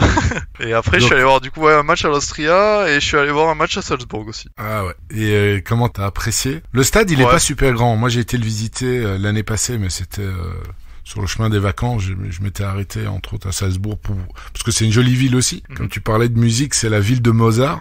C'est là en tout cas où il est né, Salzbourg. Et j'aimais bien. Enfin, le stade. Après, tu vois que voilà, il y a de l'argent derrière. Je sais pas si t'as eu cet effet-là aussi. Ouais, tout à fait. Tout est hyper rénové, récent. L'endroit où c'est, tu sens, c'est immense, c'est industriel. Ça, ils ont de la place pour rameuter tous les gens, avoir des parkings propres. C'est très énorme. Parce qu'il y a un truc d'expo à côté. Ouais, et t'as des énormes parking vide juste à côté. Vraiment juste à côté. C'est ça, exactement. C'est là où tu sens le côté autrichien / allemand, de la rigueur et de l'organisation. Vraiment, tout est super bien organisé. Donc non, c'était un régal. En plus, ils sont pas du tout aimés en Autriche du fait de Red Bull derrière Salzbourg. Vraiment, tous les clubs, quasiment, où tous les gens détestent Salzbourg. Un peu comme évidemment Leipzig en Allemagne. Ouais. Peut-être même moins parce qu'en Allemagne, je sais que c'est assez énervé. Donc non, j'ai quand même passé un super moment. Les fans sont hyper fans et du coup sont vraiment tous potes entre eux vu qu'ils peuvent pas vraiment échanger avec les autres. C'est assez les pauvres. ouais, dit comme ça, c'est vrai que ça fait triste, mais bon, c'est vrai que le rachat d'un club comme ça, historique, c'est pas... Et ils écrasent évidemment le championnat depuis quelques saisons. Et oui, ils écrasent le championnat depuis bon nombre d'années. Au final, ils perdent vraiment pas grand-chose. Là, cette année, ils ont perdu la coupe contre Graz, Ouais, et c'était toujours un énorme événement. Alors ils l'ont perdu même avant, ils se sont fait éliminer quelques tours avant, donc la finale c'était Graz Rapid. Les deux équipes étaient comme des fous pour gagner la coupe, parce que c'est un peu moins, mais c'est un peu comme en France quand le PSG est éliminé, tu sais, là, bon, c'est le moment de gagner la coupe. Enfin. Voilà, c'est ça. Exactement. On a nos chances. On a notre chance, ouais, c'est ça. Okay. Et t'avais vu quel match à Salzbourg? Salzbourg contre Salzbourg-Lask. Ah ouais, c'est un beau match aussi, parce que Lask, cette saison, ça jouait vachement mieux que la saison passée. Exactement. Et c'était un super match. Du coup, j'ai vu aussi Lask 2 fois, mais à l'extérieur, parce que je les ai vus aussi. J'ai vu Rapid Lask aussi. Cette fois, j'étais avec ma copine. On était allés tous les deux. Elle a eu des places avec le boulot, quelque chose comme ça. Et non, c'était des super matchs. Et puis, pareil, Lask, ils ont des fans qui sont vraiment, c'est des ultras, quoi. Ils mettent une ambiance de folie. On était à côté du parkage, donc du parkage du Lask, donc on en a pris plein la gueule. Et ah non, c'était cool. Franchement, ça reste bon enfant. Ça reste bon enfant, oui. C'est hésitant, c'est hésitant. En fait, ils font en sorte qu'ils se rencontrent pas trop, quoi. Par exemple, au Rapide, les supporters du Lask, ils sortent directement de leur parkage et ils ont tout un chemin, toute une rampe de métro, etc. que pour eux, pour pas qu'ils croisent les supporters du Rapide quand même. Ah ouais, okay. Donc c'est bon enfant parce que c'est bien géré. Voilà, c'est ça. Après, c'est pas non plus les derbies des pays à côté, République tchèque ou autre dinguerie dans le genre. Pareil, j'ai un pote qui habite à Prague, il me dit c'est encore pire l'ambiance. Mais non, il y a quand même des grosses rivalités entre les équipes. Très bien. Bon bah c'est une super présentation ça. Maintenant on va attaquer ton sujet de prédilection. Bon, c'est facile hein. C'est tu vas avoir la dure tâche d'essayer de faire le même exercice que Quentin sur le dernier épisode, mais évidemment sur le championnat autrichien. Bah si tu peux me faire un petit récap de cette saison sur le championnat autrichien, même si on a déjà dit Salzbourg c'est Salzbourg, et alors les rumeurs du mercato en cours là où il y a pas mal de choses qui sont en train de se dérouler, où t'as mis pas mal de messages, de tweets également, et si t'as d'autres infos, vas-y, c'est le moment de résumer tout ça. Ah voilà, on est parti. Ouais, on a eu un super championnat cette année, où l'année dernière c'était un peu plus ennuyant, enfin on savait à peu près tous les résultats pas mal à l'avance, pas mal de journées à l'avance. Là, cette année pour le combat pour le titre de champion, c'est joué vraiment jusqu'à la fin, entre Salzbourg et Graz qui a été vraiment énorme cette année, et du coup ça s'est joué plus ou moins sur le dernier match entre les deux équipes, où Salzbourg gagne sur un match très serré, avec un but en toute fin de match de Konaté, sur lequel je reviendrai plus tard, jeune pépite qui est arrivé cette année. Donc victoire de Salzbourg, Graz qui finit deuxième, donc il va quand même avoir sa chance pour se qualifier en Champions League. On a Lask, comme tu l'as dit, qui a fait une superbe saison, alors que l'année dernière ils avaient fini dans le groupe relégation. Cette année ils ont été groupe championnat et ils ont fait troisième. Et après on a la bataille Rapid Austria, donc Austria qui a fini quatrième, Rapid cinquième, donc de meilleures perfs dans l'ensemble pour les deux comparé à la saison dernière. Donc pareil, là où on a eu un groupe championnat très logique, on va dire, par rapport aux forces des équipes. Alors, chacun a parfait, on va dire, suivant ce qu'on s'attendrait en début de saison. Et sixième du groupe championnat, on a eu Klagenfurt. Alors bon, c'était énorme qu'ils se qualifient pour le groupe championnat 2 fois de suite, sachant qu'ils l'ont déjà fait l'année dernière. Et l'année dernière, ils ont été promus. Donc c'est-à-dire que l'équipe là, promue 2 fois de suite, ils arrivent à aller dans le top 6. Donc c'est énorme pour eux. Par contre, le problème c'est que côté Sorare, une fois qu'ils sont dans le top 6, ils jouent match aller-retour contre le top 5. Et bon, quand t'as le goal Philippe Menzel ou quoi de leur équipe, tu prends tu prends cher, donc bon, compliqué. Et pareil, cette saison, on a eu une magnifique saison de Lustenau, qui est l'équipe promue. Pour ceux que ça parle, c'est l'équipe numéro 2, entre guillemets, de Clermont, vu que c'est le même président, le même possesseur des équipes. Ah bon ? Je savais pas. Ok. Ouais, c'est les mêmes dirigeants. Et c'est des dirigeants français ? Il me semble, oui. Je veux pas dire de bêtises, honnêtement, je m'en suis pas attardé, mais il me semble que c'est français, oui. Okay. Et donc, de ce fait, ils ont beaucoup de joueurs en prêt de Clermont qui viennent jouer, des jeunes joueurs souvent, qui viennent jouer en Autriche et qui après repartent à Clermont, soit sont transférés définitivement à Lustenau. Donc ils ont fini 8e, ce qui est un super résultat pour une première saison. Et 7e, c'était Wolfsberger. Donc pareil, équipe qu'on a l'habitude de voir dans le top du tableau, qui a fait un peu moins bien cette saison. Et derrière, un peu à la ramasse, on va dire Tirol, qui était en demi-teinte, Hartberg, pareil. L'un a fait une super début et mauvaise fin, et l'autre c'est l'inverse. Et les deux derniers qui se battaient pour la relégation, qu'on a pu observer depuis pas mal de mois, c'était Altach et Ried. Voilà, c'est ça. Et donc pareil, ça s'est joué jusqu'à la quasi toute fin du championnat, où Ried au final a fini relégué, et on s'y attendait. Effectif pauvre, beaucoup de blessures, sur des joueurs très importants, en plus sur leur milieu phare du terrain, Nuts, sur leur milieu central, Stosic. Donc équipe qui a eu du mal, et malheureusement ils sont relégués cette saison. Ok, et c'est qui monte? Et donc l'équipe qui monte, c'est la seconde équipe de Linz. Donc la première étant le LASK, là c'est la deuxième, c'est Blau-Weiß Linz. Okay. C'est la première fois qu'ils montent en Bundesliga autrichienne, donc en première division, sachant qu'ils ont déjà gagné la D2 en 2020-2021, mais du fait qu'ils n'avaient pas la licence pour jouer en première division, ils sont restés en seconde, et notre équipe est montée. Ouais, ça arrive, ça arrivait souvent, ça arrive moins maintenant. Et donc les gars sont restés quand même au niveau, vu que 2 ans après ils regagnent, et cette fois ils peuvent monter en première division, voilà. Okay.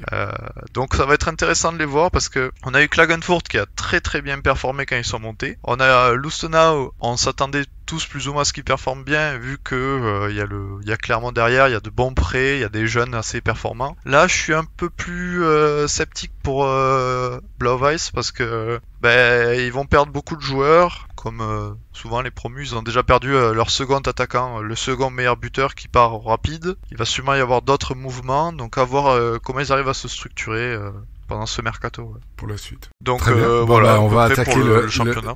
Super, c'est un bon résumé, et c'est vrai que Salzbourg a terminé avec 7 points d'avance sur Sturm. Après ça déroule et tout, mais moi je suis vraiment curieux là maintenant de ce que tu vas annoncer comme mercato. J'ai quelques questions parce que j'ai des joueurs aussi autrichiens, et donc je sens que ça va être intéressant.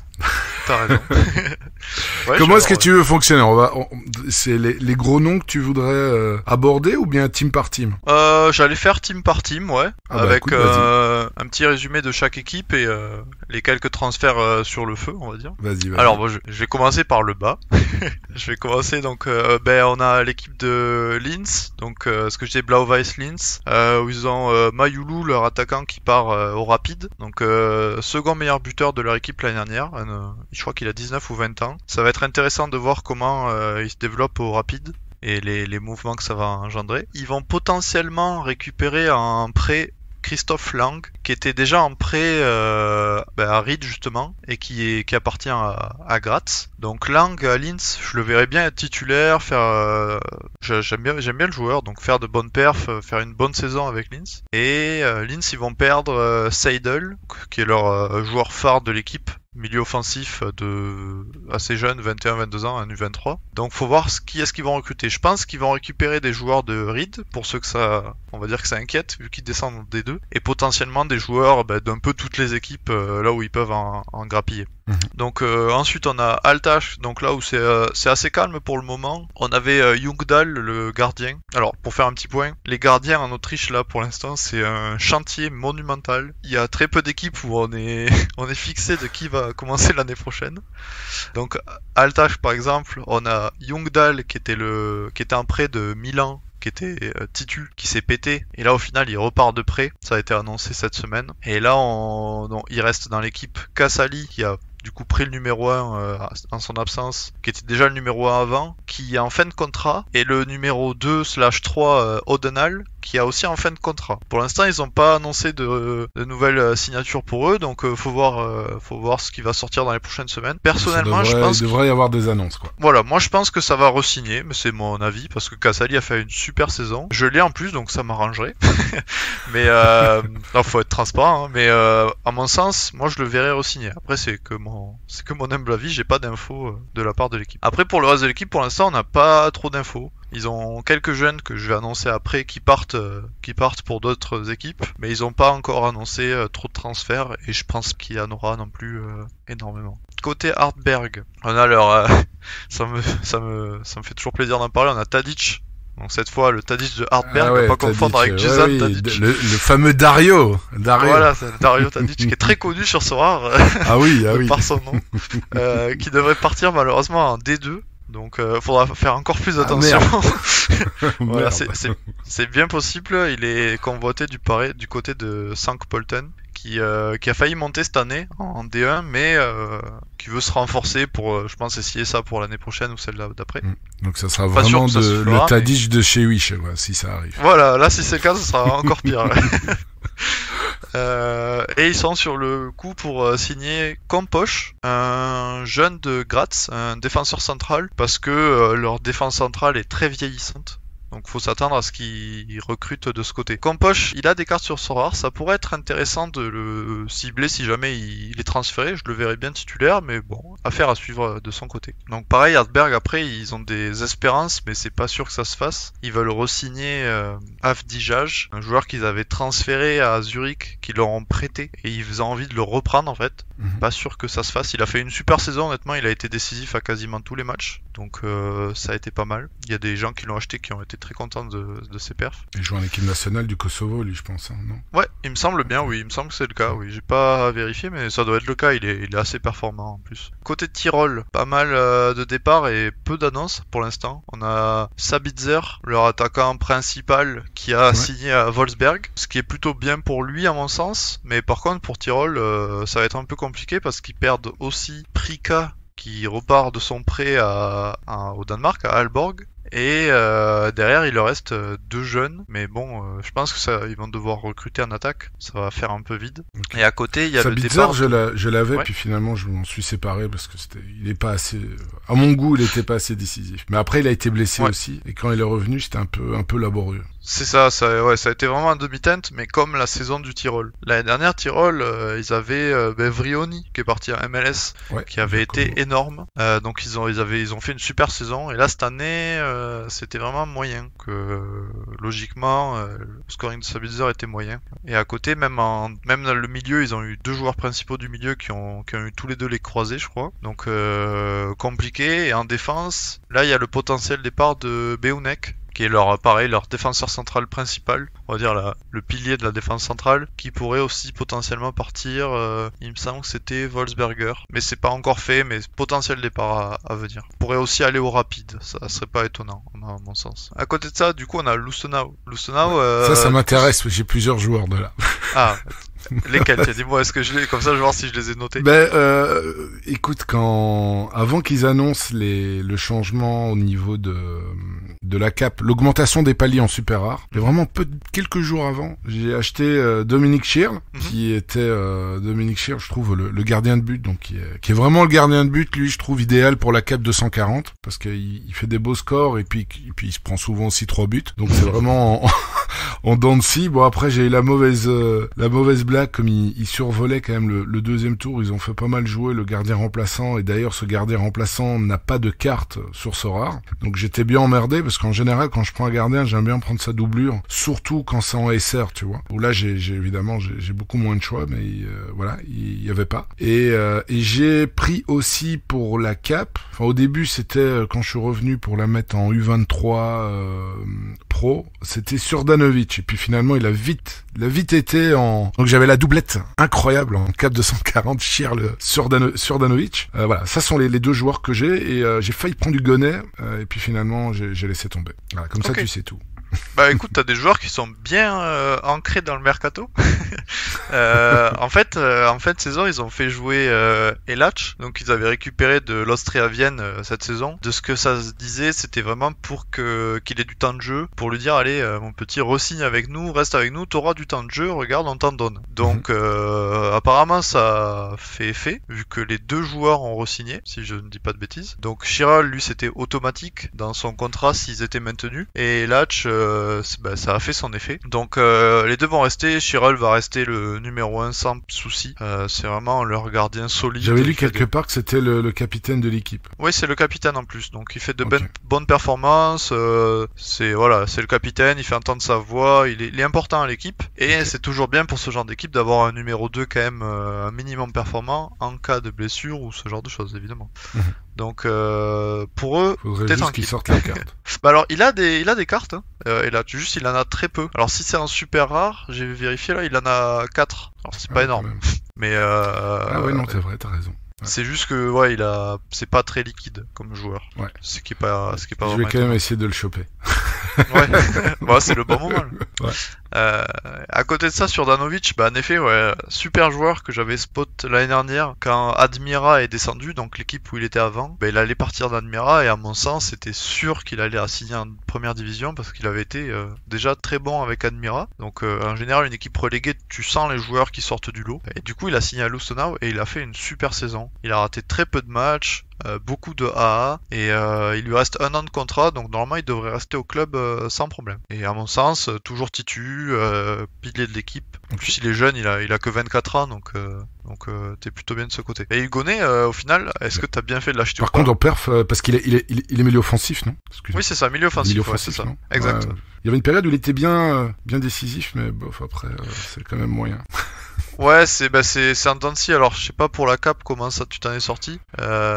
C'est Il qui a tout été double avec ces décisif deux-là? en début de saison. Ouais, c'est ça, exactement. Après, faut savoir que l'équipe Ouais, a ces deux-là, baissé c'est vraiment en qui tout régime. double. Ouais, ils ont presque fait exprès, j'ai l'impression, de baisser en régime. Ils ont fait tourner, ils ont fait jouer des jeunes, ils ont fait jouer des prêts de Clermont. Tu sens que une fois qu'ils ont sécurisé leur maintien, ils ont pas non plus trop poussé. Donc, ce qui explique peut-être sur la deuxième partie de saison les scores mitigés. Ok, très bien. À voir l'année prochaine. Et du coup, Hugonet, lui, il part en D2 allemande. Ok. Donc, à voir si t'as bien fait de ne pas le prendre, voir comment il va se débrouiller, s'il va être titu déjà, c'est pas sûr de ce que j'ai vu. Et donc, ils vont garder en milieu central, normalement, Mac, qui est le capitaine quand il est titu, ce qui n'était pas toujours le cas cette saison. Et à côté de lui, c'est Grujic, compliqué à prononcer, un jeune défenseur qui a fait aussi de super scoring. Après ça, il y a leur prêt, ils avaient un joueur en prêt qui repart et qui a signé en Slovénie, c'est Motika. Donc attention à ceux qui l'ont. Il a signé dans une équipe slovène, donc pas couvert sur Sorare. Et pour moi, ils vont récupérer en prêt des jeunes de Clermont. C'est en général leur vivier, comment ils font tourner un peu leur effectif. Ils ont beaucoup de joueurs en prêt et ça leur réussit bien. Ensuite, on a la dernière équipe du bas de tableau, c'est Wolfsberger. Donc là, contre toute attente, on a Baumgartner qui a re-signé un contrat, donc le défenseur central. Il était annoncé un peu partout, au final, il s'entendait plus trop avec le club, et au final, plot twist, il re-signe...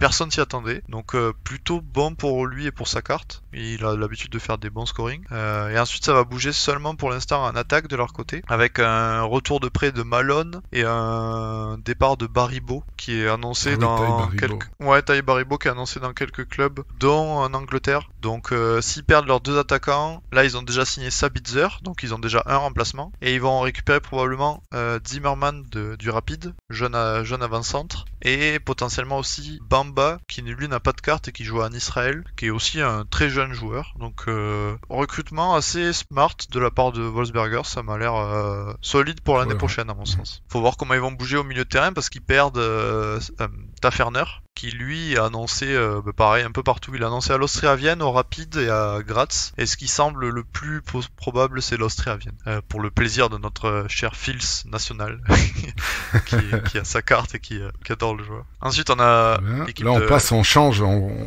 va dans le top 6 là avec la Gunfurt. C'est ça, exactement, le top 6. Première équipe où ça, du coup, où ça bouge moyen pour l'instant que la Gunfurt, parce que peu de fonds, peu de potentiel. Là ils ont récupéré Lyon Schuster, qui est pour moi le seul joueur où ça pourrait être intéressant. Il vient du Rapid, c'est un jeune joueur qui a pas eu sa chance en première équipe, et il le lâche à Klagenfurt, donc voir potentiellement il va percer en équipe première, ça pourrait être un bon coup sur Sorare. À côté de ça, ils essayent de récupérer Solbauer aussi du Rapid, le défenseur central. Alors ça c'est assez drôle parce que t'as Klagenfurt et Wolfsberger qui le veulent, et c'est on va dire sa région natale, et tout le monde au Rapid veut qu'il parte. C'est vraiment tous les supporters, tous les fans avec qui je discute, ils me disent ouais, Solbauer, on n'en peut plus, faut vraiment qu'ils partent. Donc a priori, ils sont en train de trouver un terrain d'entente pour que tout le monde soit content. On a Jemissi Bazi, le milieu défensif qui était assez bien en scoring et qui tirait les pénaltys l'année dernière, qui était en prêt Kassim Passa en Turquie. Ouais. Et qui devrait revenir de près, à voir ce qu'il va faire. Peut-être qu'ils vont le vendre, peut-être qu'ils vont essayer de le garder. C'est pour les gens qui l'ont, moi inclus, il n'y a rien de sûr encore. Ça va être annoncé dans les prochaines semaines, à mon sens. Très bien. Et donc ouais, on entre dans le le top 5 avec le Rapid Vienne. Donc là, le Rapid Vienne, il y a un gros chantier et comme chaque année. Le mercato sent très bon. Et alors les 2 dernières années où ça a été le cas, j'ai été très déçu par la suite. À chaque fois c'était des coups moyens. Et là ils partent sur des coups je trouve très intéressants. Ils ont récupéré Keigin, qui est un jeune milieu offensif allemand, qui a pas mal de potentiel, qui est pas mal talentueux. Donc j'espère qu'il va percer au Rapide. Sachant qu'ils ont aussi Kuhn, qui est venu l'année dernière et qui lui est pareil, gros potentiel, qui est très jeune, qui joue ailier droit. Donc ils ont une bonne structure de ce côté-là. Et donc là ils essayent de renforcer leur milieu de terrain. Donc ils sont en train de chercher des joueurs soit pour remplacer Pejic, le milieu défensif, soit pour améliorer leur milieu central parce qu'ils avaient récupéré Grail et Kershbaum, mais les deux ont beaucoup déçu cette saison, donc je pense que ça va partir sur un remplaçant. Côté défense, du coup, il y a Solbauer qui devrait partir, et donc là, ils sont sur une piste où ils sont quasiment entre... Je crois que c'est quasi fait. C'est Zvetkovic, un défenseur central qui n'a pas de carte, mais qui pourrait être intéressant l'année prochaine. Parce que avec un def d'expérience et à côté le retour de blessure de leur défenseur principal, Kerfeld, ça leur fera un super duo de défense. Donc pour l'instant c'est tout ce qu'on a en Rapide. Il y a un gros chantier au milieu qui est en train d'être fait. Et après on a des joueurs comme Grul, comme... c'est tout. Ouais, il y a que Grul qui est potentiellement sur le départ, où on sait pas trop ce qu'il va faire, mais je pense qu'il va partir. Le taulier Burgstaller, il va rester... Voilà. Ouais, Burgstaller, il a fait une énorme saison, meilleur buteur. Il s'est amusé en venant de Bundesliga allemande. Ouais. Ah ouais. Il fait pas du A, mais il est excessivement souvent décisif, quoi. Ah, mais c'était impressionnant, et puis c'était un plan de jeu, quoi. C'était quand un match se passe moyen, c'est bon, on fait un peu de possession, hop, arrière gauche, Auer qui envoie des galettes monumentales directement sur la tête de Burgstaller, et c'était tout, c'était le plan de jeu, quoi. Donc ce que j'ai vu par exemple au Rapide en live, c'est il se passe rien, l'Austria domine, et puis là il récupère la balle, une galette, un but. Tu fais ouais. Efficacité 100%. C'est ça, ouais, il se faisait plaisir. Ouais. Donc je pense qu'il va rester, il va continuer ses travaux, c'est bien probable. Donc voilà pour le Rapide. Petit aparté niveau goal, c'est quand même une des seules équipes où on est sûr d'avoir le goal titu, c'est Niklas Edel, qui lui a re-signé un contrat jusqu'en 2026 ou 2027, donc là il n'y a aucun souci. L'U23 là, ouais. Voilà, exactement. Moi je l'avais Edel, mais finalement je l'ai revendu. Ouais, alors là son scoring est très très très moyen cette saison, du fait que la défense était très très très moyenne. Ça va ensemble. Là, je pense que s'ils renouvellent, parce que lui est très bon honnêtement, s'ils renouvellent leur défense centrale et qu'ils prennent des joueurs un peu plus défensifs, je pense qu'il peut faire de super scores. Ouais. On attaque le top 3, le podium. Top 4, on a l'Austria Vienne d'abord. Ah oui, l'Austria Vienne, ouais. Ouais, tout à fait. L'Austria Vienne avec Genouche qui va arriver de Lustenau, donc arrière gauche, milieu gauche, qui est français, qui est super bon honnêtement, donc ça va leur faire un bien fou. Le gardien, c'était pas sûr, mais il y avait eu des rumeurs à l'Union Berlin.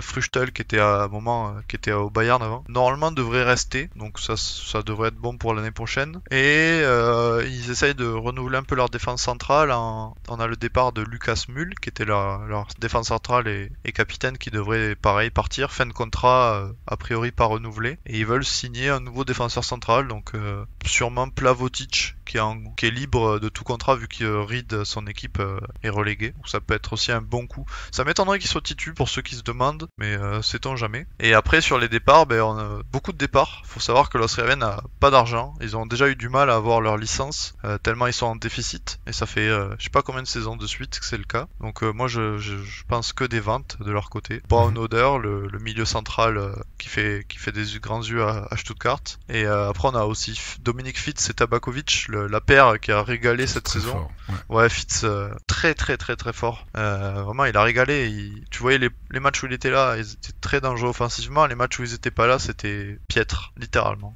Donc, Il un fait joueur du comme A, ça, il est technique et tout, quoi. c'est ça, voilà. Pour moi, un joueur comme ça, il a encore du contrat. S'ils peuvent le vendre à un prix, il part direct. Ça m'étonnerait pas. Et toi, tu sens qu'il va partir parce qu'il y avait pas mal de questions que j'anticipe dans les commentaires. Il y en a pas mal qui demandaient est-ce que Fitz, ça reste ou ça part. Toi, ton sentiment, c'est que s'il y a un bon cachet, ils auront pas d'autres. Bah, il a encore un long choix contrat, que de donc voilà, c'est ça. Ils vont pas non plus presser la vente vu qu'il a encore, je crois, 2-3 ans de contrat. Mais s'il y a une offre, vu la galère du club, ils vont le vendre. Hein. Surtout qu'ils ont déjà quelques joueurs potentiels pour le remplacer, même si c'est pas de son niveau, de son calibre. Je pense qu'ils vont essayer. Ouais.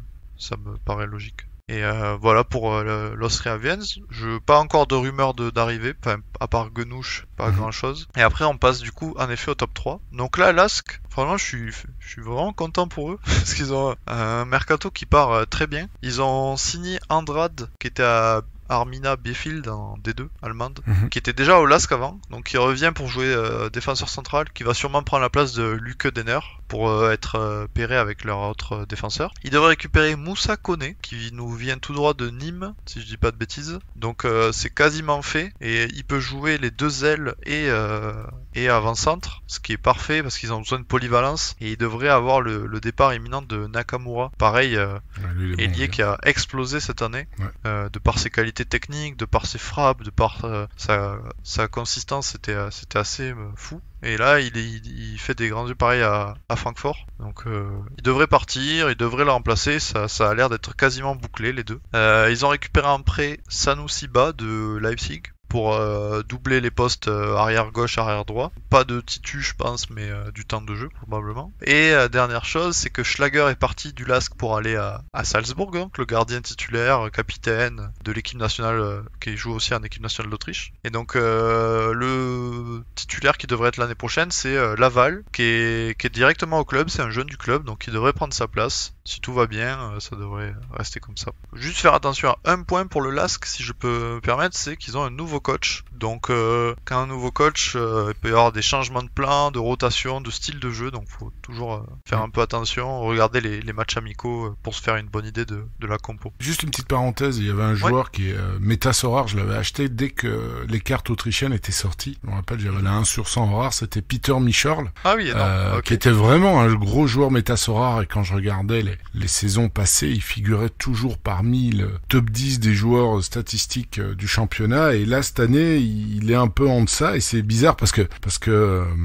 parallèlement le LASK a fait une super saison. Est-ce que tu connais un peu la situation du joueur, pas seulement au niveau du mercato, mais pourquoi il est moins performant dans le LASK, et pourtant le LASK est bien plus performant de cette manière-là? Alors c'est assez tricky parce que Michorl, il y a un moment où il est passé remplaçant, où il jouait plus trop, et alors ça a été un peu connu en Autriche. En fait, il s'entendait pas avec le nouveau coach, enfin le coach qui était là, l'ancien coach désormais.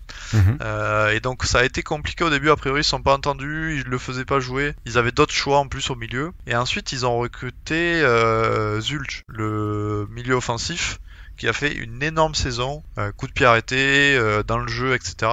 Créateur. Donc Michorl, quand il est redevenu titu malgré tout, il était vachement plus en retrait. Il touchait moins de ballons, il faisait moins de passes D. Enfin, pour le scoring, c'est des points très importants au final. Voilà, il touchait moins de ballons, il était moins présent dans le jeu, et c'est passé du statut de goth de l'équipe à joueur milieu central. Lambda. Ouais, okay. C'est ça. À voir maintenant, donc, avec le nouveau coach, que ça pourrait donner, quoi. C'est ça. Alors, normalement, ils gardent Zulj, le milieu offensif. Donc, moi, je le vois pas non plus reprendre un rôle primordial, beaucoup plus de scoring. Mais moi, la question, c'est surtout est-ce qu'il va rester. Ça, c'est à voir. Ok. Voilà. Et donc, le top 2, on a Graz. Là, c'est moins clair. C'est un peu un chantier. Déjà, le gardien, on sait rien du tout. Ils avaient Okonkwo, qui était un prêt de Arsenal, U23, qui a fait une super saison. Et au final, il est pas renouvelé a priori. Donc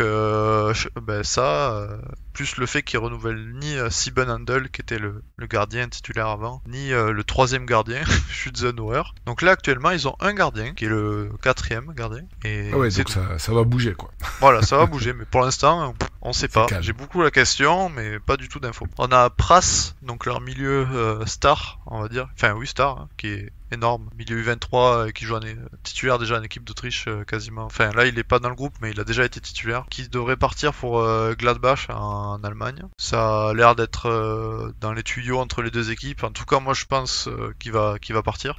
Pareil pour Dante, l'arrière gauche, qui est très performant, très Metasora, parce qu'il gagne beaucoup de duels, il fait beaucoup de passes clean. Il tente pas non plus des crosses improbables où il va perdre beaucoup de ballons. Il se concentre plus à se battre dans le jeu et à être pas mal défensif. Par contre, il a perdu sa place parce que l'autre arrière gauche s'est imposé et du coup, il serait sur le départ pour Beşiktaş ou pour le Torino. Là, c'est à suivre. Ça pourrait être très intéressant s'il devient titulaire. Ça pourrait être à surveiller à mon sens. Et après là, du coup, Graz, ils sont très actifs sur le marché pour un arrière droit. On les voit sur plein de joueurs ces derniers temps. Là, la dernière piste est Max Johnston, qui est une pépite écossaise du Motherwell, qui a été élu, je crois, meilleur jeune écossais de l'année, quelque chose du genre.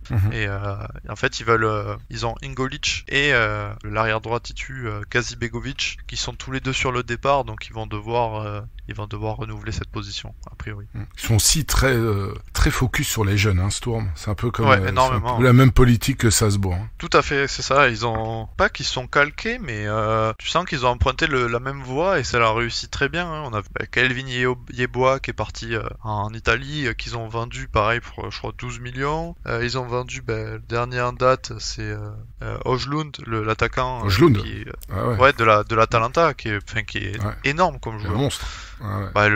Mais le scouting que ça a été, ils l'ont récupéré à Copenhague en janvier, pendant la trêve. Il a joué 6 mois, ils l'ont vendu pour quelque chose de style 4 ou 5 fois, ou même peut-être 10 fois le prix 6 mois après. Alors bon, pour une équipe comme Graz, tu prends en tant caisse et les gars sont trop contents. Et ils ont récupéré juste derrière, ils ont racheté un autre attaquant de Copenhague qui partait un peu sur les mêmes bases, mais au final il s'est blessé et ça a été plus en demi-teinte. Mais leur scouting, est impressionnant. Ils sont vraiment. Par contre, ils ont pris Emega, que j'avais un bon super rare, et là, par contre, quand il a débarqué là-bas, j'en ai profité pour le vendre. Pour le vendre sur la hype. Ouais, j'ai bien vendu parce que j'aime pas trop le joueur. Moi non plus honnêtement. J'aime pas trop le joueur ni le style de jeu. Il est bien aimé à Graz, mais je sais pas, moi je suis pas un immense fan. Moyen. Et l'ex-goat Jancher, ça aussi c'était un gros point polémique. Ah oui, tout à fait.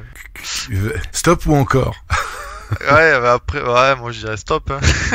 C'est vrai. Faut s'arrêter. Hein. Ouais, je pense parce que je pense qu'il a plus le niveau pour physiquement pour une équipe comme Graz. Tu vois, il était blessé de longue date. Il est revenu, il a rejoué à peine, il a redisparu. Là, il est revenu sur le banc, il rentre à peine ou voire quasiment pas. Alors que t'as une équipe comme Graz qui commence à jouer sérieux. Alors, jouer sérieux. Disons que c'est pas souvent qu'il joue la gagne en championnat. Et là, ça va jouer les qualifs de LDC. Je pense pas qu'il ait le niveau pour revenir dans l'équipe, honnêtement. Et tu le vois partir, tu sais pas trop? À un moment, il était pressenti en MLS pour, par exemple, aller finir sa carrière dans un championnat, on va dire, plus open que l'Autriche, ou dans une équipe peut-être un peu plus basse. Mais là, en ce moment, il n'y a rien du tout. Donc, moi je l'ai pris il y a quelques semaines pas grand chose, hein, en rare. Oui. Je me dis voilà, il rebondit quelque part ou il revient, tant mieux. Sinon, c'est pas dramatique. Voilà, c'est un bon pari parce qu'il a un prix dérisoire comparé à ses plus hauts. Vraiment, ouais. Et ça reste quand même un joueur très bon techniquement. C'est juste que moi, à mon sens, c'est physiquement, c'est un peu just trop grave. C'est pas mal. Ouais, c'est ça. Ouais. Ça enchaîne les blessures, c'est compliqué. Sachant qu'à côté, ils ont des gars comme Sarkaria, qui lui est vraiment dans la force de l'âge. Il a 25-26 ans, il est super efficace ces derniers temps. Pour le coup, je pense qu'ils ont d'autres atouts à jouer. Okay. Et du coup, dernière équipe, on a Salzbourg. Donc là, pareil, comme d'hab, tous les ans, Salzbourg, c'est la pluie de rumeurs. Ils sont sur tous les joueurs, tous les jeunes de 18-19 ans. On dirait joueurs de football manager, en fait, Salzbourg. Vraiment, ils essaient de choper toutes les pépites. Ça va et ça vient. Ouais, c'est ça. Ouais.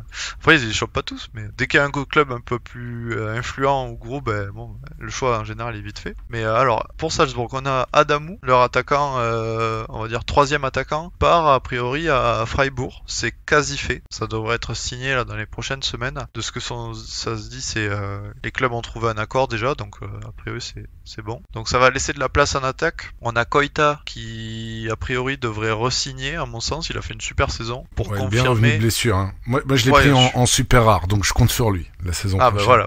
bonne nouvelle alors. Et à mon sens, il devrait re-signer parce que il a eu des pépins en fait. Il avait été suspendu pour dopage avant sa blessure. Ouais. Ensuite, il est revenu, il a joué un peu, il s'est pété. Et ensuite, il a perdu énormément de temps de jeu. Et là, il est revenu à un super niveau. Donc, je pense qu'il devrait confirmer d'abord l'année prochaine avant de vouloir bouger. C'est mon pressenti. Et après, on a du coup derrière Okafor, lui, qui devrait partir aussi. Ça sent bon pour un départ. Et du coup, il restera Konaté et Fernando. Fernando qui est blessé, mais qui avait fait un début de saison énorme, qui arrivait du Shakhtar. Donc sur son retour de blessure, je pense qu'il redeviendra titulaire ou au moins il aura énormément de temps de jeu. Et celui à faire bien attention, c'est Konaté, qui a pas de carte, mais l'année prochaine, je pense que ce sera un joueur clé de l'attaque de Salzbourg. Sachant qu'ils perdent aussi Sechko, qui a déjà signé à Leipzig. Donc ça bouge beaucoup déjà en attaque de leur côté. Ouais, et puis il y a l'autre aussi là, comment il s'appelle Seiwald. Ouais, non, ça c'est le milieu. Lui, il part aussi. Là. Seiwald, il part aussi à Leipzig. Ouais, c'est ça. Chez Junior, là. Oui, Adamou. Ouais, c'est ça. Ouais, c'est ça, Junior Adamou, pardon. Ouais, c'est ça. Voilà, c'est ça. Adamou qui part à Freiburg, exactement. C'est ça. Voilà. Donc, ça bouge beaucoup de leur côté. Ouais. Donc, Koita, normalement, il pourrait avoir une place de titu la saison prochaine. À mon sens, ouais. Franchement, c'est bien. S'il y a l'info comme quoi il le re-signe, qui est quand même le principal, hein, parce que bon, il pourrait aussi partir et se dire, allez, c'est le moment pour aller voir ailleurs. S'il re-signe, pour moi, ce sera titu, ouais, sans problème. Alors, on attaque. C'est quoi? C'est les milieux après? Ouais. Ça a un peu participé. Ouais, avec Seiwald, donc on sait qui part. Voilà, le milieu, ça bouge. On a Seiwald qui part donc à Leipzig, donc ils perdent leur milieu qui jouait soit 6, soit 8 selon le besoin. Donc, niveau milieu, ça va pas trop bouger, je pense. Ils vont garder sûrement Gourna, le jeune français qui venait de Saint-Etienne, donc un milieu défensif, qui a fait une bonne saison pour sa première. Gluck aussi, le jeune prodige. Là. Tout à fait. Gluck, alors en milieu offensif, ils ont du monde. Ils ont Gluck qui vient d'Israël, qui fait pareil un super début en arrivant à Salzbourg. Ils ont Kameri, jeune autrichien, qui pareil a plutôt bien perf. Après il s'est blessé, mais qui restera solide pour l'année prochaine. Et on a quand même Susic, à ne pas oublier, qui était blessé. Il s'est fait une énorme blessure au genou. Donc lui, il était pressenti pour partir cet été, mais au vu de sa blessure, pas sûr que qu'il y ait des prétendants pour un joueur à 10-20 millions. Est-ce que tu as envie de l'acheter blessé alors que t'es pas sûr qu'il va revenir à son niveau? Surtout qu'il était en demi-teinte avant de partir. Ouais, c'est... Et le jeune Kjaergaard, il va avoir sa chance, tu penses? Moi, je pense. Le problème de cette saison, c'est qu'il était hors de forme. Il a perdu en intensité, en niveau de jeu. Il a perdu un peu en physique, en forme. Et petit à petit, il a glissé. Vu le monde qu'il y a au milieu, il a glissé sur le banc. Mais bon, il est très jeune. Je crois qu'il a encore que 19 ans. Donc, moi, je le vois bien revenir. Il y avait vraiment une période où même je l'avoir vu en LDC, où il était partout sur le terrain. Il prenait tous les ballons. Il était dangereux. Moi, je pense que ça, tu le perds pas non plus du jour au lendemain. Okay. C'est juste une mauvaise passe pour lui, je pense. Très bien. Donc au milieu, ils recherchent quand même des pépites. Ils sont en train de scout des milieux offensifs. Alors je comprends pas trop vu le nombre qu'ils ont, mais ils cherchent Constant Elias, qui est un jeune grec qui est titulaire déjà en équipe nationale. Ils ont fait 3 offres et la dernière elle est à 12 millions, donc a priori ils le veulent vraiment. Voir si les Grecs sont ok pour le lâcher ou pas à ce prix-là. Il y a quelques autres rumeurs, mais c'est plus des petites rumeurs, donc je vais pas m'attarder dessus. Sur les départs, ils vendent Diakité à Reims, qui est vraiment un très bon coup de la part de Reims, parce que c'est pareil, une future pépite en attaque. Mais bon, c'est vraiment bizarre, c'est pas souvent que Salzbourg vend un jeune avant qu'il ait explosé, donc c'est à mentionner. Ils changent un peu de stratégie sur ce coup-là. À côté de ça, ils sont en train de vendre Dedic, l'arrière droit, et Oumar Solé, évidemment, le... Tu crois qu'il va partir, ce GOAT défenseur U23? Ouais, alors, ça me fait un peu mal au cœur, mais je crois... Moi je l'ai, mais bon, voilà. Ouais, moi aussi. Ouais, ça fait mal au cœur. Disons que l'année dernière, déjà, il devait quasiment partir au Torino. Ça s'était pas fait à la fin, je sais pas pour trop quelle raison, c'était un peu trop cher, ils s'entendaient pas entre eux. Et au final, il est resté à Salzbourg, il a refait une saison vraiment, il a fait une saison encore plus énorme. Il était pas très stable avant, maintenant il est vraiment hyper stable, il est très très solide en défense. Donc pour moi, c'est le moment de partir. Et pour confirmer ça, ils sont sur le défenseur central de Saint-Gallen, Stergiou. Et ça a été déjà dit que s'ils vendent Solé, ils achètent ce joueur. Mais ils l'achèteront pas s'ils vendent pas Solé. Donc a priori, ils sont très intéressés pour le vendre. Celui qui devrait rester en défense centrale, c'est Pavlovic, donc le deuxième défenseur central, Ok. qui lui voilà était annoncé comme il veut rester, autant lui que le club, donc je pense pas qu'il parte. Et puis ils ont signé le vieux Ulmer. Ouais, c'est ça, le dinosaure de arrière gauche. Je l'ai en super rare, je l'avais acheté pour des broutilles pour ma cape, et puis finalement il m'a quand même un peu servi malgré qu'il avait été blessé, mais voilà. C'est le seul pépé de l'équipe, quoi. Bah ouais, c'est ça, c'est le papy, C'est le grand-père. celui qui a l'expérience et qui doit tenir les jeunes, je pense. Ils ont large 20 ans d'écart avec certains. C'est ouf. Vraiment, Un peu moins que 20 ans, mais ouais, dans ces eaux-là. Mais ouais, non, c'est le genre de joueur, si tu l'achetais il y a 2 ans sur Sora, tu te dis, bon, ben, il va me faire quelques matchs et puis c'est bon. Et puis le gars, il te fait 2 saisons de plus. Je fais, ouais, d'accord, ok, très bien. Ouais, donc ils ont re-signé Ulmer, ils ont aussi un arrière-gauche, Daouda Guindo, qui était blessé, mais qui devrait jouer l'année prochaine. Mais c'est encore un peu faiblard, donc ils sont très actifs sur le marché pour un arrière-gauche ou arrière-droit, ou un qui fait les deux. Donc ils sont en train de scout, là ils sont sur 2-3 joueurs mais qui sont pas couverts. Faut voir ce qu'ils vont récupérer comme joueurs, parce que si Dedic part à droite, ils vont pas mettre Bremt. Si, moi j'y crois, parce que Bremt est quand même solide, en plus il va jouer avec les U21 il est bon. belges. Ouais, quand il joue il est bon, juste Dedic a vraiment explosé. Donc moi je le verrais bien prendre le numéro 1 en arrière droit, à mon sens. Mais ils vont quand même avoir besoin de backup, un backup arrière droit et un backup arrière gauche, non. Un joueur qui ferait les deux serait l'optimum. Voilà. Bah écoute, merci pour ce long passage sur les rumeurs mercato. T'as vraiment été super complet. Je te propose d'attaquer les 2 dernières rubriques avec le questionnaire rapide, parce qu'on est un peu pressé par le temps. T'es prêt? Ouais, je suis prêt. Je t'écoute. Ton joueur préféré dans la vie réelle et sur Sora? Alors, dans la vie réelle, c'est notre cher Zinedine Zidane. Bon, ok. Comme beaucoup m'a fait rêver en étant jeune. Et dans Sora, j'ai hésité, j'ai eu du mal, mais c'est Marco Groul. Du rapide. L'ailier gauche du rapide, ouais. J'adore ce joueur. Ok. Et pourquoi juste parce tu le trouves vraiment bon? Moi, je l'avais aussi en U23, puis finalement, je m'en suis séparé parce que je le trouvais pas assez méta Sora, on va dire ça comme ça, mais c'est c'est un des meilleurs, en tout cas, je trouve, U23 en attaque en Autriche. Ouais, ou au moins ça l'a été la première saison quand il est arrivé au Rapide. Voilà. Il a été énorme, il avait une super vista. Je me suis attaché à lui et à ses perfs parce que suivant beaucoup le championnat, c'était un des joueurs phares à cette époque-là. Et en fait, je suis jusqu'à aller à acheter ça rare à l'époque, du coup pour un bon billet où ça m'a vraiment encore plus attaché au joueur. J'ai suivi ses perfs, je l'ai vu au stade. Voilà, c'est le plaisir soir. C'est super. Ton plus beau résultat? Alors mon plus beau résultat, ça a été il y a quelques temps, j'avais fait 5ème en spécialiste rare, donc compétition qui n'existe plus désormais. Ouais, malheureusement pour beaucoup de managers qui la regrettent. Ouais, parce que bon. En plus c'est un bon exemple parce que j'avais une équipe vraiment fait à l'arrache avec des restes, on va dire, des équipes avec des joueurs qui me restaient. Et au final, l'équipe perd bien. Juste, j'ai mon attaquant Shuffleboard qui fait un petit score. Et là, il reste le match de Tolo que je regarde dans la nuit. Je regarde la première mi-temps. C'était assez tard déjà. Il fait 40, je me dis bon tant pis, ça sera pour une autre fois et tout, je vais dormir. Et là je me réveille le matin, Tolo 98, il a fait une passe D, un but alors qu'il joue arrière gauche. Enfin, j'étais comme un fou. Au final j'ai fini 6ème et j'ai récupéré ma première et seule SR de ma galerie, Ressus Jiménez. Tu l'as toujours. Ouais, je l'ai toujours. C'est beau. Donc c'est ta plus belle récompense aussi? Ouais, exactement, c'est ma plus belle récompense. Malheureusement il a jamais percé, que ce soit à Toronto ou là à Dallas. Mais bon, je le garde un peu comme ton trophée. Voilà. Mon trophée de ma plus belle win pour l'instant. Et si jamais il joue, tu pourras faire une chouette plus-value dessus en tout cas. Donc, c'est ça, ouais. Des fois, j'essaye de le jouer en kick-off SR du coup, vu que j'ai une SR.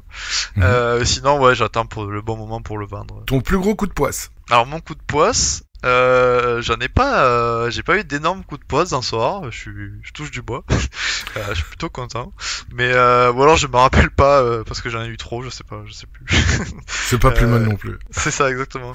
Alors celui que je me suis bien rappelé, c'était en fait c'est à mes tout débuts et c'est là en général où ça m'a bien marqué parce que j'étais très investi dans le jeu. J'avais acheté Daniel Steers qui était à l'époque défenseur central de LA Galaxy. Je l'avais acheté aux enchères à la CB chez un pote. Vraiment on avait scouté le meilleur meilleur défenseur central possible. Et lui ressortait, je l'ai pris 0,05 et du coup à l'époque vu le prix de l'ETH c'était quand même assez haut vu que c'est en juin 2021. Et je me dis bon parfait, je l'aligne pour la prochaine Game Week et on va faire le palier. Et là je regarde le match, au bout de 8 minutes il se pète, il se fait je sais plus le genou ou la cheville, quelque chose comme ça. Au final il a pas joué pendant 7-8 matchs, il est revenu 2 matchs et je crois il s'est repété. Alors que le gars, je l'avais scouté sur 2 saisons ou 3 saisons, il avait raté 4 matchs, un truc comme ça. Ah, c'est une belle poisse.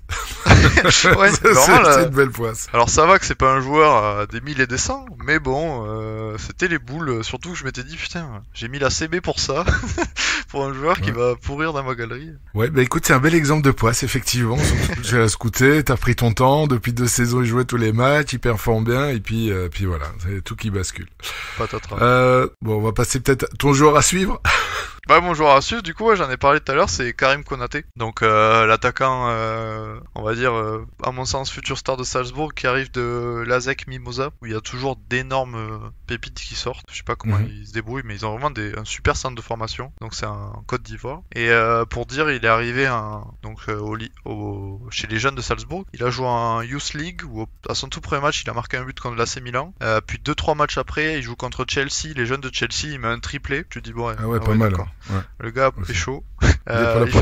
Il fait sa première entrée en Bundesliga au bout de 16 minutes. Il marque et il a littéralement offert le titre à Salzbourg contre Graz. Il a marqué le but en 8 minutes. Il a marqué le but de la gagne pour Salzbourg qui leur donne le titre cette saison. Waouh, quel début. Donc voilà, pour une première saison, il arrive à s'acclimater et arriver au top niveau comme ça. Je pense que pour moi l'année prochaine c'est le joueur qui va exploser le championnat. Ok, bon je l'ai mis dans mes favoris. On attend tous sa carte avec impatience. Voilà, je vais suivre les enchères parce que sa carte sortira certainement la saison prochaine. Et alors, dernière question, si tu avais Nicolas Julia devant toi, qu'est-ce que tu aurais envie de lui dire? Il y aurait quelques mois, j'en ai eu gros sur la patate, mais ces derniers temps, ça a bout. Donc moi, je dirais de profiter de cette vague de bonne humeur qu'il y a en ce moment, depuis quelques mois là. En plus, c'est le off-saison, donc ça me paraît le bon moment pour la nouvelle saison pour ramener du monde en fait sur le jeu. Parce que quand tu veux ramener du monde sur un jeu où l'état est négatif, où les gens sont pas contents du jeu, qui se plaignent tout le temps, ça donne pas envie aux nouveaux joueurs, je pense. Non. Alors que là, tout le monde est content, il y a des super nouvelles news, il y a une belle roadmap, les maillots, les mysteries, enfin, il y a plein de choses qui arrivent qui sont top. Qui se développent bien. Qui se développent bien, exactement. Donc pour moi, ça serait, le jeu commence à être mature et solide. Ils ont déjà fait, on va dire, les erreurs de débutants dans ce genre de boîte, ou des erreurs techniques, le sit down, ce genre de choses, ou la mauvaise communication, des choses qu'on comprend pas trop. Donc on va pas relister tous les griefs, mais il y en avait beaucoup. Ouais. Voilà, exactement. Donc on espère qu'ils ont appris de leurs erreurs et que maintenant ils seront assez solides pour vraiment balancer la sauce, les pubs à la télé, plus de pubs, plus de gens. Je pense que ça paraît être le bon moment. Ok. Et si tu avais peut-être quelque chose à lui dire concernant NBA? Concernant l'NBA, pour l'instant, vu que c'est la première saison, moi je suis pas trop non plus. J'essaie de pas être trop critique vu que c'est assez jeune. Mais pour moi, c'est surtout améliorer le gameplay en général, sortir des divisions, même que ce soit des weekly ou ce genre de choses, quelque chose qui fait que les gens soient plus attachés au SO5 à NBA, qui est un peu faiblard, je trouve. Très bien. Alors maintenant, toute dernière rubrique, question des auditeurs et de ta communauté. Alors il y a pas mal de questions évidemment qu'on a déjà abordées dans le podcast. Je vais peut-être citer Squartog Touquet. Pourquoi les gens achètent Haaland à 300 €? Bon, évidemment limited, alors que Tabakovic existe à 8 €. Alors le Tabakovic, je sais pas si tu en as parlé. Rapidement tout à l'heure, oui, avec Fitz. Ouais. Ah oui, effectivement. Donc lui, crack ou quel est ton avis dessus Alors, semi-crack. Parce que bon, c'est dur de le comparer à Haaland. Ouais, évidemment. Mais non, il plante beaucoup. Je l'avais déjà scout parce que ça avait déjà été le meilleur buteur la saison dernière en D2. Mais malheureusement, si tu perds un Dominic Fitz ou en fait un créateur au milieu de terrain, c'est le genre de joueur qui va plus scorer, qui va plus toucher de ballon. Déjà qu'il fait pas de A, il va plus scorer du tout. Donc si Fitz part, Tabakovic, attention. Très bien. Donc Jancher, c'est le signaux on a bien abordé le sujet Jancher. Ben Becker, as-tu déjà été contacté par un club autrichien qui a remarqué tes posts Twitter? Ah, bonne question. Non, c'est jamais arrivé, mais c'est arrivé qu'il me contacte pour me donner des infos. Alors pas des insiders ou quoi, mais juste ils voyaient que je cherchais tel joueur parce qu'il est blessé ou pas, ou tu sais quand Et ils te donnent les répondent compos par exemple. Ah, génial. Ouais, j'ai des petits clubs qui m'ont envoyé des petits messages, des CM un peu sympas. Ou par exemple, tu sais, je demande sur le post où est votre line-up, bordel. Et après ils me l'envoient par message. BM. Donc c'est assez sympa, ouais, c'est assez marrant. Mais non, rien pour le contenu en lui-même. Non, Ok. pas... Et alors, il avait une deuxième question. Tourisme, est-ce que tu peux donner un spot sympa, sans trop de touristes, dans Vienne? Oui, tout à fait. Tu vas mettre ta casquette de guide C'est ça. touristique. Alors je peux en citer deux. Un qui est un peu en dehors de Vienne, c'est Karlberg. En gros, c'est à l'ouest de Vienne. Il y a des collines remplies de champs de vignes. Et c'est super sympa à faire une rando. Et tu peux t'arrêter dans des petits spots où tu peux prendre planche de charcuterie, un verre de vin et tout. En plus, tu te sens comme à la maison, quoi. C'est beau. Non, et c'est super sympa. T'as une énorme vue, un panorama sur tout Vienne. Donc ça, c'est magnifique. Il n'y a pas trop de touristes. Et en centre-ville, pour ceux que ça intéresse, il y a pour moi, ce que j'aime beaucoup, c'est le Donau-Canal. Donc en fait, il y a un canal en plein dans Vienne. Donc c'est pas le Danube, hein, c'est juste un petit canal où tu peux marcher sur les bords. Il y a énormément de gens qui se posent pour boire un coup, pour mettre de la musique, pour discuter. Beaucoup de jeunes et c'est beaucoup de locaux. Donc ça peut être sympa pour rencontrer du monde, passer un bon moment dans Vienne. Merci pour cet avis touristique. Alors, il y a Web 4x4. Pourquoi Dominique Fils n'est-il pas cité aussi souvent que Gilles ou Cézinia quand on parle de Gaute-sur-Sorare, alors qu'il fait du sport? Mais c'est probablement parce qu'il avait été blessé quand même pendant un petit temps. Hein. Ouais, il a été blessé un petit temps, mais non, moi je suis d'accord avec lui, je comprends pas. Ouais. En fait, il y a un problème en Autriche, c'est que un joueur, t'as toujours la peur que il parte dans un autre championnat, parce que c'est pas un championnat capé, t'es pas au plus haut des championnats, donc t'as toujours cette peur que le gars parte et aille jouer dans un autre club. S'il est pas encore ancré dans son club, comme par exemple, je vais citer un Van Aken en Belgique, lui, il est là, il bouge pas, et tu te dis pas tiens, il va partir à United ou quoi. Quoique c'est arrivé une fois, je crois. Mais bref. Il y avait des rumeurs pour West Ham la saison passée, voilà, et je peux dire que tout le monde a tremblé. Voilà, exactement. En fait, ces joueurs-là, t'as toujours cette peur des communautés que ils partent dans un autre championnat. Donc surtout pour les jeunes comme un Fitz qui a 22 ans, t'as un peu cette peur. Mais après, Fitz c'est vraiment un énorme joueur, un challenger. J'ai déjà vu dans beaucoup de top Game Week après Game Week. Ouais, moi je me rappelle, j'avais essayé d'avoir sa super rare et puis l'enchère me passait à côté, donc j'ai jeté mon dévolu après sur Koita qui était moins cher parce que lui il était souvent sur le banc et puis c'est quand même une petite dizaine de journées de la fin qu'il est devenu titulaire ces coups. Ouais, c'est ça. Il a profité aussi des blessures de quelques joueurs. Voilà, on est arrivé au bout. Mathieu, je te remercie pour ta bonne humeur et surtout ton expertise dans le championnat autrichien. Je te souhaite tout du bon. T'as l'intention d'aller à Vienne pendant l'été? Ouais, j'y vais tout juillet là pour dernier mois de télétravail là-bas. Ah bah écoute, profites-en bien et peut-être qu'on se verra à Toulouse au mois d'août. Ah bah ça sera avec plaisir. Merci beaucoup Mehdi, c'était un super moment passé avec toi et c'était un régal. Ça me tarde de voir ce que ça va donner. Encore merci à Mathieu et à vous pour avoir écouté cet épisode jusqu'au bout. S'il vous a plu, on vous remercie de le partager autour de vous et de mettre 5 étoiles sur la plateforme que vous utilisez pour écouter notre podcast afin de lui donner la meilleure visibilité possible. Il ne me reste plus qu'à vous souhaiter de bonnes vacances et pour ceux qui y jouent pendant la trêve européenne, des excellentes Game Week et des jolis rewards. C'était Magic Mehdi de Mediasorare.com. Mediasorare, le premier podcast francophone dédié à Sorare.